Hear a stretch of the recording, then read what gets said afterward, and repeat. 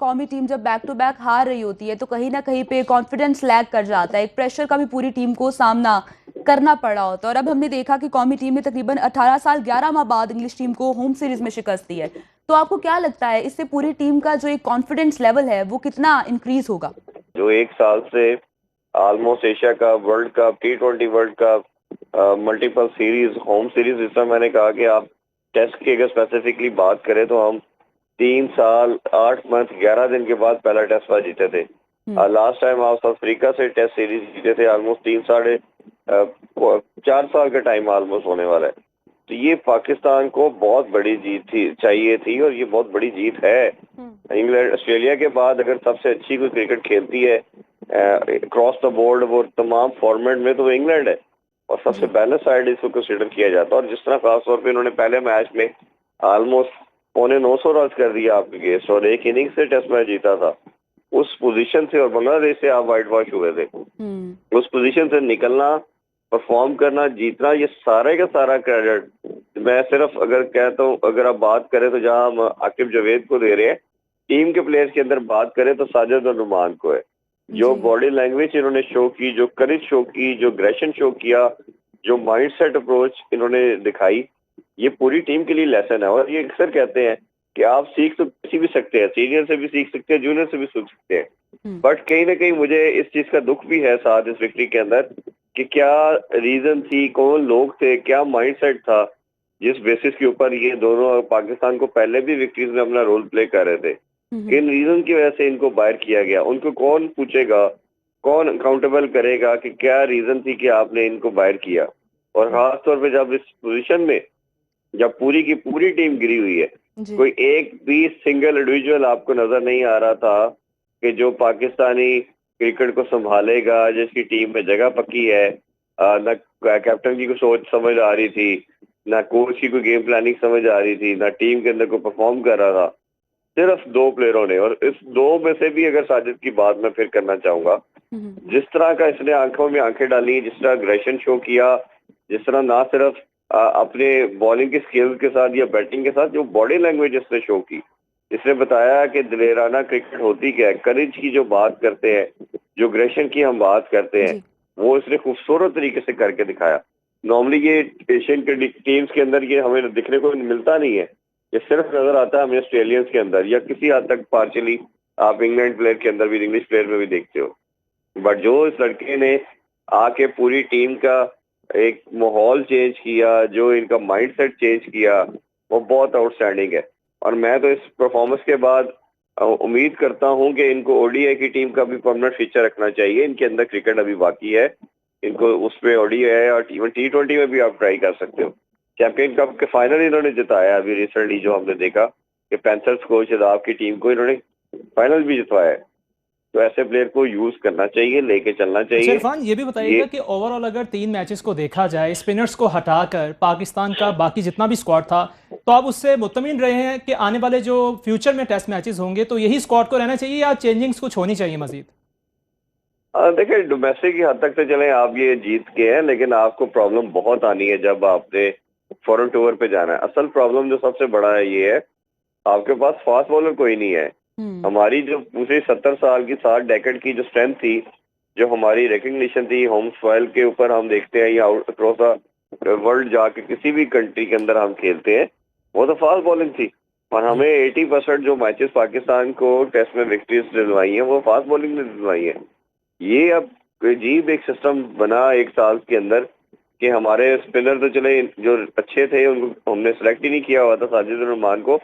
Fast bowler कोई एक भी ऐसा इंडिविजुअल नहीं है जिसको हम कहे कि यार जिसकी टीम में जगह पक्की है, जो एक कंसिस्टेंट बेसिस पे रेगुलर खेल भी रहा है, परफॉर्म कर रहा है। तो ये बड़ा एक अनफॉर्चुनेट पार्ट बन चुका है पाकिस्तान क्रिकेट के लिए। अच्छा इरफान, तो मेरा फास्ट बॉलर ख्याल है का कि आपने जिक्र किया है, तो कुछ फास्ट बॉलर्स के नाम भी सुनो इसके नाज़रीन को बताएं भी कि किनको मौका मिलना चाहिए। देखिए, अभी तो अगर हम बात करें तो हसनैन ने बड़ा अच्छा चैंपियन कप में परफॉर्म किया था। वो एक ऐसा वाहिद बॉलर नजर आया मुझे जिसकी फिजीक भी जरा बेहतर है, जिसका पेस भी 145 प्लस है। बाकी तो ये शाहीन देखे, नसीम देखे, इनकी बॉडी भी फटीक नजर आ रही है, इनका पेस भी 130 से कम नॉच नीचे आ चुका है। फिर इसी तरह एहसान उल्लाह, बहुत बड़ा एक पाकिस्तान को एक नेचुरल टैलेंट मिला था, उसको मिस हैंडल करके हमने ज़ाया कर दिया। उसके अलावा 8-10 कोई फास्ट बॉलर हमने 2-3 साल में ट्राई किए, आते हैं 2 मैच खेलते हैं, गायब हो जाते हैं। असल में जो सबसे बड़ा प्रॉब्लम है वो ये है कि हमारे लड़के डोमेस्टिक खेलने को तैयार नहीं है कोई। अभी कल से ये कायरन ट्रॉफी का आगाज होगा, आपको लड़कों को मेक श्योर करना चाहिए जो पाकिस्तानी क्रिकेट में आना चाहता है, खेलना चाहता है, उसको डोमेस्टिक खेलना पड़ेगी। जो नहीं खेलेगा उसे सेंट्रल कॉन्ट्रैक्ट नहीं मिलेगा। इस तरह के हार्ड स्टेप लेंगे और आई एम प्रीटी श्योर कि ये आकिब जावेद जो है ये इन चीजों को बड़ी अच्छी तरह जानते हैं, और खास तौर पे इनकी जो खूबसूरती है वो ये कोचिंग के अंदर है, और खास तौर पे जो फास्ट बॉलर डेवलप करते हैं। तो ये मेरा ख्याल है कि ये मसले को हल कर लेंगे। बट राइट नाउ अगर हम आज के डेट में बात करें तो पाकिस्तानी क्रिकेट का जो सबसे बड़ा अलमिया है कि हमारे सिस्टम में एक भी फास्ट बॉलर ऐसा नहीं है जिसे हम कह सकें कि ये पाकिस्तान को सर्व कर रहा है या करेगा या लेके चल सकता है। ये एक अलमिया बन चुका है। पहले तो ऐसे होता था कि पाकिस्तान के पास 7-7, 8-8 बॉलर होते थे, हमें समझ नहीं आती थी किसको खिलाना है किसको नहीं खिलाना।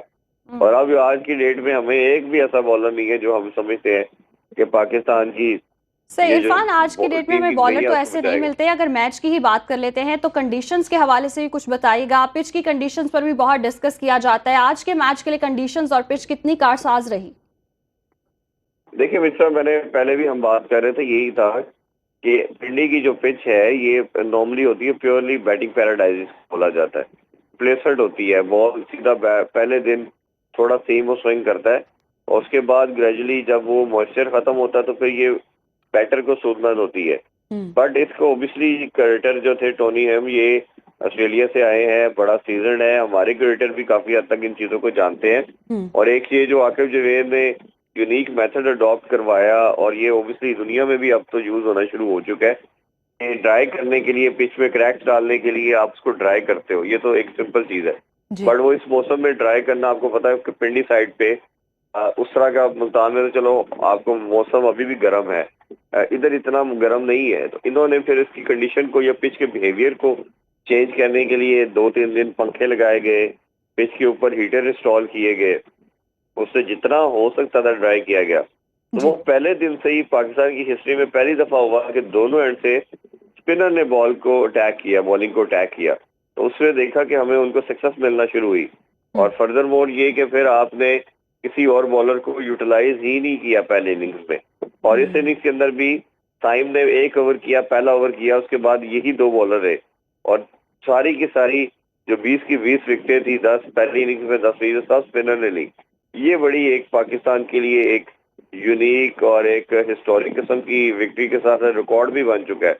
बिल्कुल, सीरीज में रिकॉर्ड भी बड़े बन यूनिक चुका है। ऐसे रिकॉर्ड यकीनन बने इससे हैं। ये मजीद पिच सीख कर आगे बढ़ने की भी ज़रूरत है। इरफान, आप साथ ही मौजूद रहेगा। हमें ज्वाइन किया है नुमाइंदा सुनो न्यूज़ जाहिद गफ्फार ने। जाहिद, ये कहिएगा, जिस तरह से हमने देखा है कि आज के मैच में भी और इससे कबल भी सीरीज में जो मैचेस हुए हैं उसमें नुमान अली और साजिद खान की जोड़ी बॉलिंग के साथ साथ बैटिंग में भी चली है, तो अब जो मैच के नताइज सामने आ चुकी हैं, जीत भी टीम ने हासिल कर ली है, इनको कोई टाइटल वगैरह मिला है? अभी तक कोई खबरें आई है इस बारे में? देखिए, टाइटल तो अभी उस वक्त तो वो कहने का, लेकिन ये कि इन्होंने प्रूव किया है कि ये बॉलिंग के साथ बैटिंग भी कर सकते हैं। और नुमान अली ने 45 रन स्कोर किए, और साजिद खान ने जिस तरह जाराने अंदाज में बैटिंग की, अनफॉर्चुनेट रहे वो, नो डाउट रहे, और उनको निफ्ट सेंचुरी कर सकते थे। उन्होंने दोनों ने प्रूव किया कि अगर उनको मौका दिया जाए, उन पर ट्रस्ट किया जाए, उन पर भरोसा किया जाए, तो वो किसी को एतमाद को ठेस नहीं पहुंचाएंगे, वो एतमाद पर पर उतरेंगे। और ये यकीनन जो कामयाबी है ये आकिब जावेद की है। उन्होंने स्पिन जाल बिछाया, स्पिनर्स को इस्तेमाल किया, विकेटें ऐसी बनाई। वरना यही वो टीम थी इंग्लैंड की जो बेसबॉल क्रिकेट के लिए मशहूर है कि किस तरह जाके 350-400 रन पे एक दिन में स्कोर कर देते हैं। होम सीरीज में इन्होंने वाइट वॉश किया था जब बाबर आजम कैप्टन थे, लेकिन उसी टीम को, बल्कि उसमें और अच्छे प्लेयर आ गए इसके अंदर, उसी टीम को हमारे स्पिनर्स ने, सिर्फ 2 ही बॉलर्स ने तकनीक नाच नचाया, उनको घुटने टेकने पे मजबूर किया और तारीखी फतह हासिल करी। तो इसका क्रेडिट जो है पहले तो आकिब जावेद को जाता है, उसके बाद हमारे इन दोनों स्पिनर्स को जाता है, साजिद खान को, नुमान अली को। ये बड़ी कामयाबी है, कोई छोटी कामयाबी नहीं है कि हमारे स्पिनर्स ने 39 विकेटें ली हैं 2 टेस्ट मैच के अंदर। बल्कि जाहिद महमूद ने उनकी 40 की 40 जो विकेटें हैं वो स्पिनर्स ने हासिल की हैं, और उन्होंने प्रूफ किया। इसी तरह का बहुत सारे प्लेयर्स हैं जिनको जो डोमेस्टिक में परफॉर्म करते हैं, खुर्रम शहजाद हैं वो, और आमिर जमाल ने भी अच्छी परफॉर्मेंस दी। कामरान गुलाम को मौका मिला तो उन्होंने भी प्रूव किया। और जी ठीक है जाहिद, आप तफसीलें लगा कर रहे थे, आप भी आपका भी बहुत शुक्रिया, और साथ ही साथ इरफान ज़हीर हमारे साथ मौजूद थे। आप दोनों के वक्त देने का शुक्रिया।